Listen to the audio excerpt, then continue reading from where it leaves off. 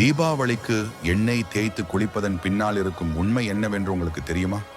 தீபாவளி பண்டிகை தினத்தில் புத்தாடை, இனிப்பு பலகாரம், பட்டாசு ஆகியவற்றை தாண்டி அன்று கங்கா ஸ்நானம் எனும் எண்ணெய் தேய்த்து குளித்தல் என்ற முக்கிய சடங்கு உள்ளது. இந்த விரத நாளில் எண்ணெய், அரப்பு அதாவது சீயக்காய், வெந்நீர் ஆகியவை முக்கிய பங்கு வகிக்கிறது.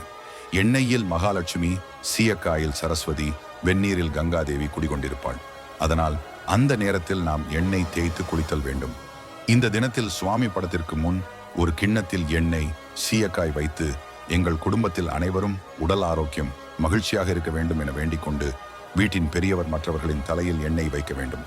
அனைவரும் எண்ணெய் தேய்த்து வெந்நீரில் குளித்து வருவது கங்கா ஸ்நானம் என்று பெயர். எண்ணெய் தேய்த்து கொண்டு கால் அல்லது அரை மணி நேரமாவது இளம் வெயிலில் நில்லுங்கள். உங்களுக்கு தேவையான கால்சியம் மற்றும் வைட்டமின் டி, சூரிய ஒளி மற்றும் எண்ணெய் மூலம் உங்கள் உடலுக்கு கிடைக்கும்.